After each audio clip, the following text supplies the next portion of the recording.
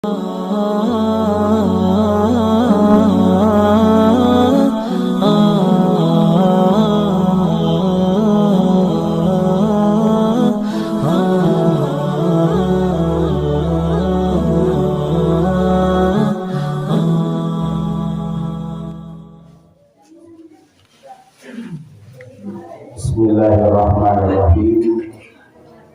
Assalamualaikum warahmatullahi wabarakatuh.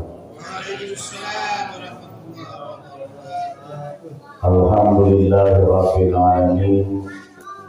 Assalatu wassalamu ala asyrafil anbiya'i wal mursalin sayyidina wa maulana Muhammadin wa ala alihi wa sahbihi ajma'in.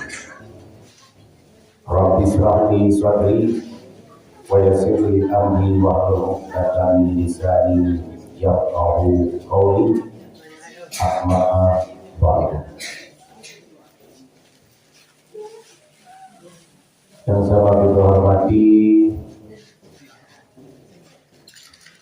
Pak Lurah Pinang Merah, alhamdulillah hadir bersama kita. Ketua RT 33 Perumahan Permetasan Salindo, orang tua kita, bapak-bapak, ibu-ibu, adik-adik semuanya, para jamaah hadirin wal hadirat yang dimuliakan oleh Allah Subhanahu wa Ta'ala. Pertama-tama bersyukur kita kepada Allah dengan mengucapkan alhamdulillahi wa syukurillah. Sampai saat ini Allah masih mengijabahkan setiap doa-doa hamba. Dimulai dari Rajab, Allahumma barik lana fi Rajab wa Sya'ban wa balighna Ramadan. Lewat Rajab dan sekarang sudah masuk bulan Sya'ban. Dan hari ini kita sudah berada di 24 Sya'ban, 25 Sya'ban 1444 Hijriah. Tinggal menghitung hari menjelang bulan suci Ramadan. Kita berdoa dan selalu berdoa supaya kita bertemu di bulan suci Ramadan.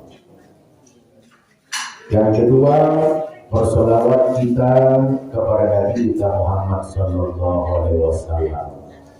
Allahumma shalli ala sayyidina Muhammad wa ala ali sayyidina Muhammad. Memperbanyakkan solawat, insyaallah di akhir nanti kita mendapatkan syafaat rahmat darinya. Amin ya rabbal alamin. Bapak Ibu, para jamaah yang dimuliakan oleh Allah Subhanahu wa Ta'ala,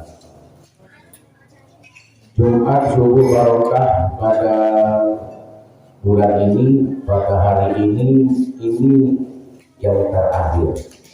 Kita tutup sementara pertemuan subuh berkah, subuh Jumat barokah, menjelang bulan suci Ramadan itu masuk. Apakah subuh berkah itu di stop sementara kita berhenti untuk berbagi? Tidak.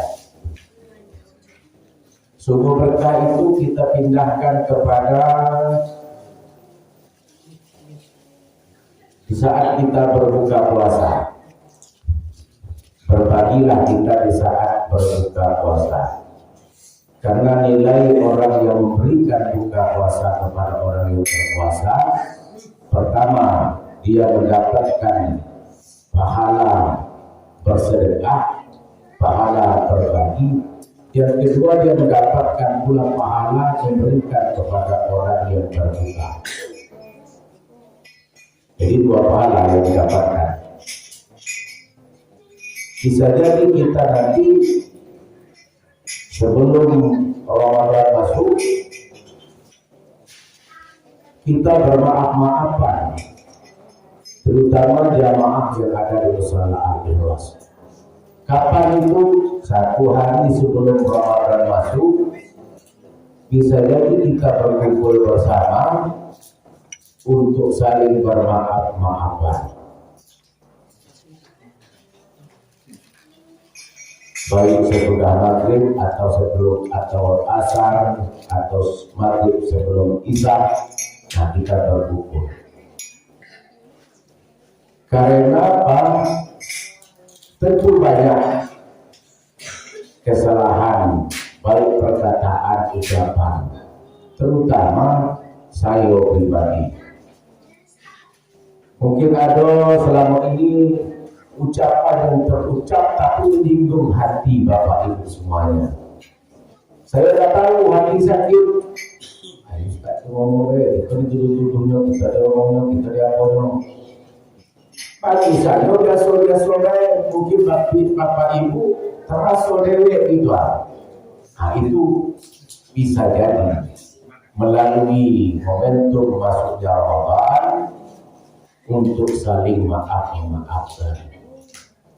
Allahumma innaka afuwun karim tuhibbul afwa fa'fu anna. Kalau di bulan suci Ramadan itu sudah kita baca. Allahumma innaka afuwun karim tuhibbul afwa fa'fu anna. Saling maafkan. Allah sangat mencintai, menyukai orang yang memberi maaf dan menerima maaf. Itulah dosa-dosa kita sebelum Ramadan.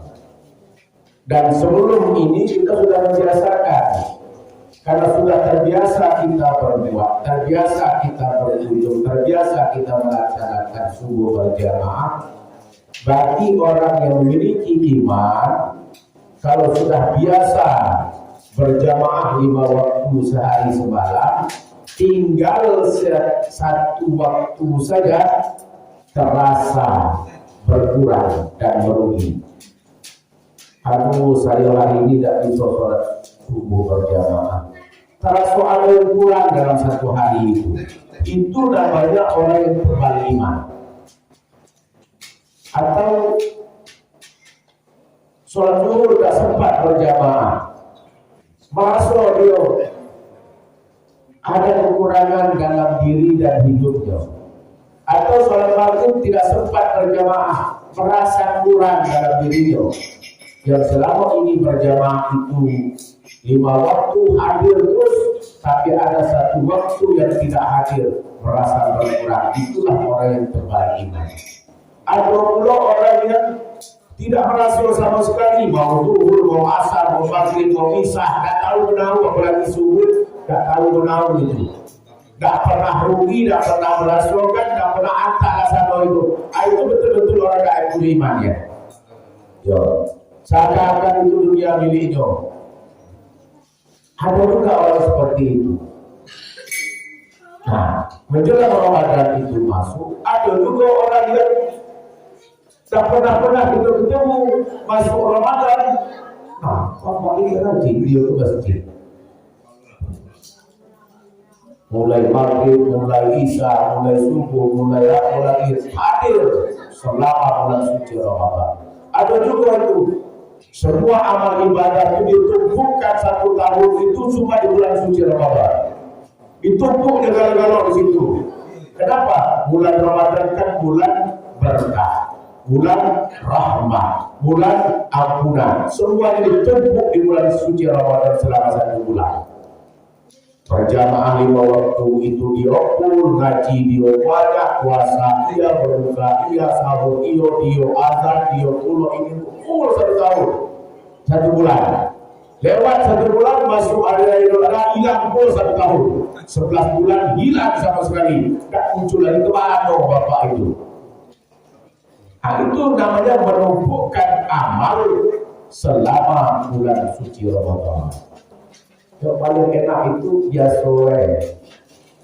bulan biasa dia hati, apalagi bulan suci Ramadan bertambah pula. Misalnya subuh berkah dapat mie goreng, dapat nasi goreng, dapat ubi atau goreng. Nanti selama Ramadan lagi banyak lagi. Buku bahasa Allah itu banyak lagi macam, jangan 2, 4, 5 pun banyak macamnya. Itu keberkahan di bulan suci Ramadan. Jadi sebelumnya itu kita sudah pernah pembahasan pertama persiapan menjelang Ramadan, orang yang bergembira, orang yang senang, orang yang bahagia masuknya bulan suci Ramadan. Allah harapkan jasadnya itu menyentuh api neraka. Senang, bahagia, bergembira, suka dengan masuk bulan suci Ramadan itu pun Allah jaminkan dan tidak menjadikan beban bahwa Ramadan masuk ini adalah merupakan suatu kewajiban rukun Islam. Syahadat wajib. Nah, masuk Islam wajib bersahadat.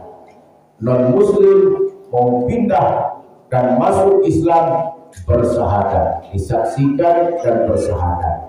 Setelah bersahadat, sholat. Sholat adalah berdoa, doa untuk kebaikan menghadap Allah, berkomunikasi kepada Allah, itu sholat kewajiban. Setelah itu apa? Berpuasa di bulan suci Ramadan, wajib.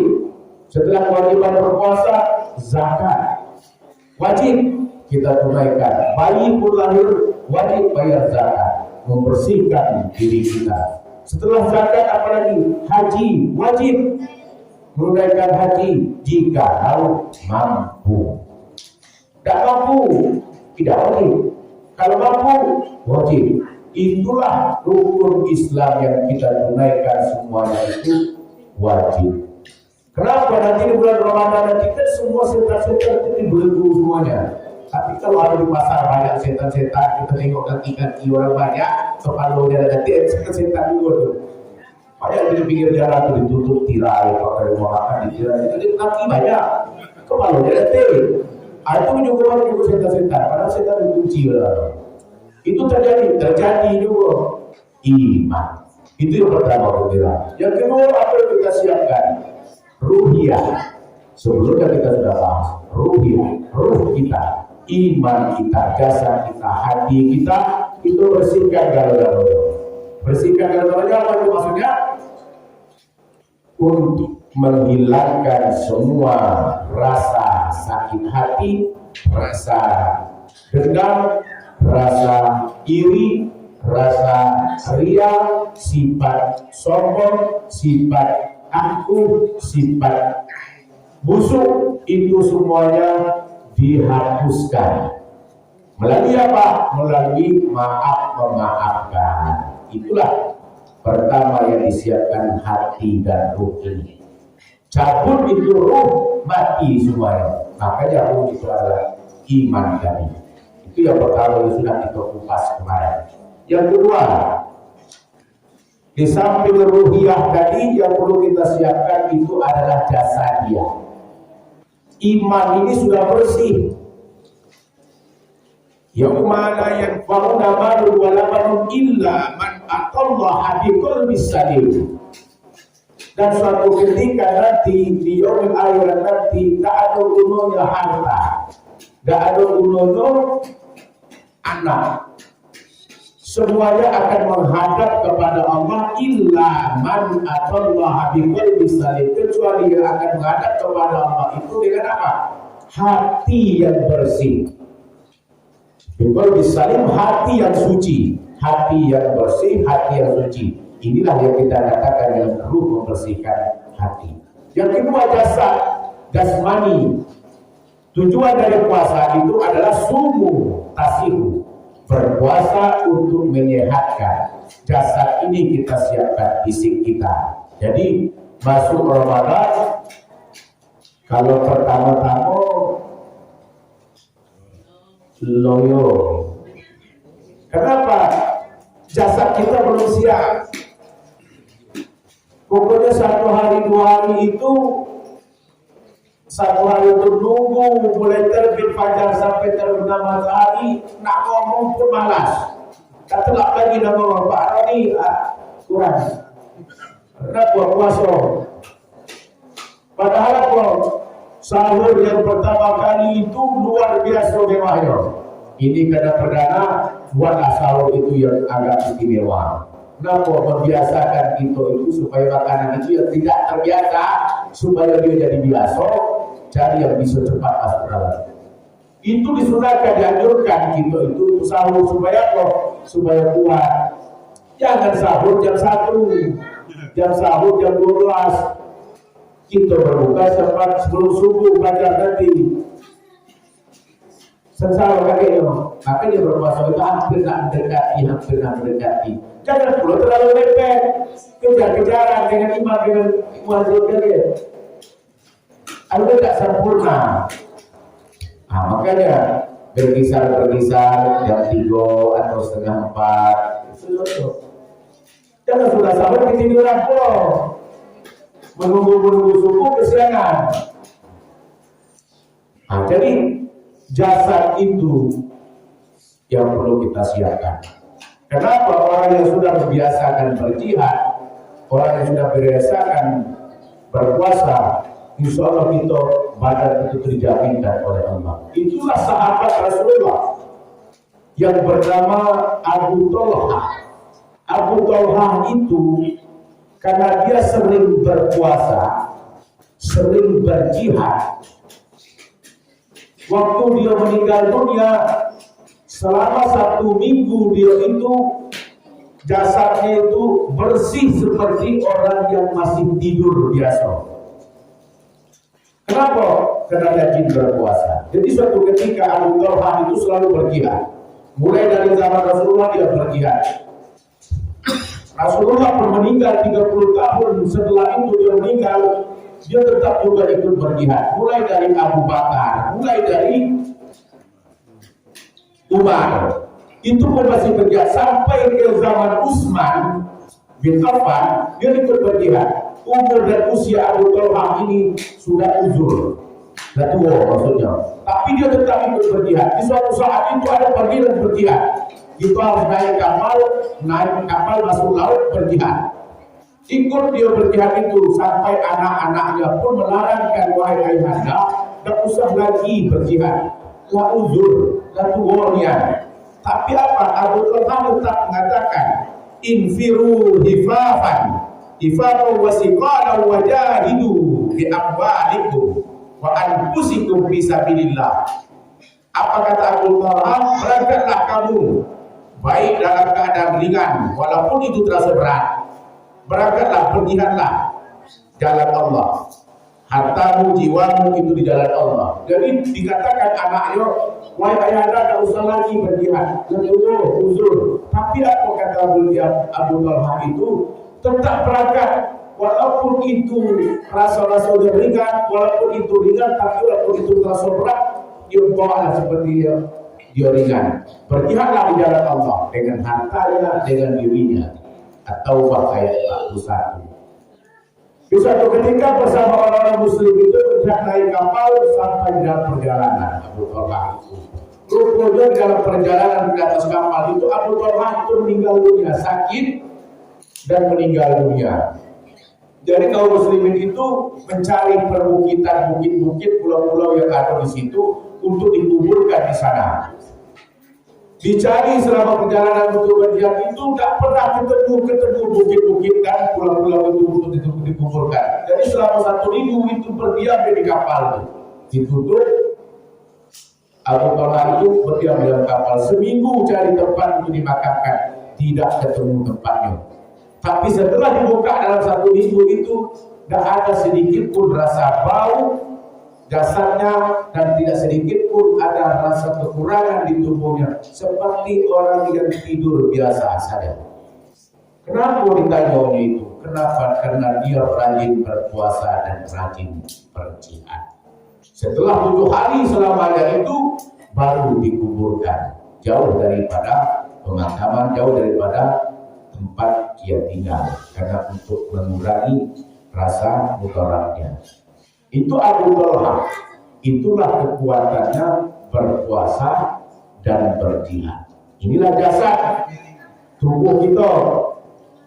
Puasa pertama loyo, mulai kedua ada tegak dikit, keempat, kelima tidak sahur pun kuat.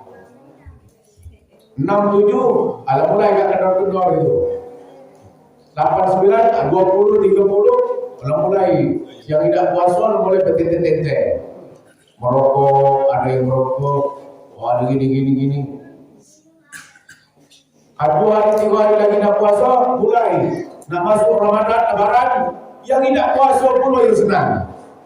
Yang tidak berpuasa 1 bulan itu yang paling bahagia menjelang kemenangan itu. Padahal hakikatnya orang yang menerima dan orang yang menyambut hari kemenangan itu adalah orang yang betul-betul berpuasa 1 bulan itu. Coba rasakan kita berpuasa sama tidak berpuasa, datang bulan hari raya Idul Fitri, apa bedanya? Senang, bahagia sekali rasanya bagi orang yang berpuasa. Allah, 1 bulan penuh saya sudah berpuasa. Rasa sedih ditinggalkan bulan suci Ramadan. Apakah saya dipertemukan kembali di bulan suci Ramadan tahun depan? Wallahu a'lam. Nah, moga-moga kita dipertemukan di bulan suci Ramadan. Persiapkanlah jasad kita, ruh kita bahagia dan senang. Terakhir adalah persiapkan maliyah. Maliyah itu adalah harta. Kenapa harta? Di bulan suci Ramadan, setiap kita melaksanakan ibadah tarawih, persiapkan harta untuk berinfak dan bersedekah. Rabbi laula akhartani ila ajalin qarib, kata Allah, fa'asaddaq wa akuna minas sholihin. Ya Allah, nangis kayak gitu masuk ke dalam kuburan itu, kita baru sadar gitu itu. Kalau Pak Suri tidak percaya coba, Pak Suri masuk dalam kubur itu, kakek merasakan itu, Rabbi laula akhartani, ya Allah, kenapa cepatnya dipanggilkanku ya Allah? Kalau tahu bisa ditunda dulu, saya akan dipanggil ya Allah. Sampai ajalku dekat betul denganmu. Kenapa dekat denganmu? Fa'asaddaq wa akuna minas sholihin. Saya akan merasakan dan mencoba bersedekah sedikit pun tidak apa-apa. Saya akan coba bersedekah dan beramal soleh. Nah, itu juga dijamin di dalam Al-Quran itu. Berteriak-teriak kita ngomong, ya Allah, ya Allah, ya Allah. Kenapa cepat dan panggilkan saya? Kenapa tidak diberikan kesempatan sedikit pun untuk saya bersedekah? Makanya sebelum itu Ramadan itu manfaatkan maliyah harta kita itu untuk berinfak dan bersedekah. Insya Allah bulan sebelum Ramadan itu bulan panas. Panas kalau sebelum Ramadan masuk itu rasa panas. Kenapa panas? Banyak kejadian, kecelakaan, ditumbur truk, ditumbur ini, mati ya Allah. Itu bulan panas. Persiapan. Hati-hati juga ditumbur, tidak hati-hati juga ditumbur. Nah, itulah gunanya memperbanyakkan sedekah. Sedekah pertama menghindar dari malapetaka, sedekah membersihkan harta, sedekah membuat kita selalu sehat, sedekah kita juga membuat harta kita bertambah, sedekah juga membuat kita berkah, bersedekah membuat kita juga enteng dalam beribadah, bersedekah kita juga merasakan bagaimana memberikan kepada orang yang tak sanggup untuk seperti kita. Itulah daripada hikmah maliyah yang harus kita persiapkan di bulan suci Ramadan. Atas nama pribadi, atas nama keluarga, saya mengucapkan mohon maaf lahir dan batin. Kalau kita nanti mungkin banyak kesalahan, kehilapan, ucapan, perkataan yang selama ini kita permasalahkan, minta maaf kepada kita semuanya. Insya Allah semua kekurangan dan kealpaan kita juga saya lebih dahulu maafkan, sehingga kita bisa beribadah dengan baik, khusyuk dan juga penuh perhitungan dan penuh keikhlasan. Dan kita doakan dengan mengucapkan Al-Fatihah. Yang pertama kita kirimkan kepada almarhum almarhumah yang telah berinfak dan bersedekah di subuh berkah ini. Yang kedua, kita kirimkan Al-Fatihah juga kepada almarhum jamaah-jamaah kita yang telah mendahului kita semuanya. Yang ketiga, orang yang bersedekah dan berbagi selalu disehatkan badannya, diperluaskan selalu rezekinya, dan dipanjangkan oleh Allah usia dan umurnya, dan kita selalu dikuatkan iman kita. Dan belum pernah berbagi dan bersedekah, dimulailah saat ini untuk berbagi.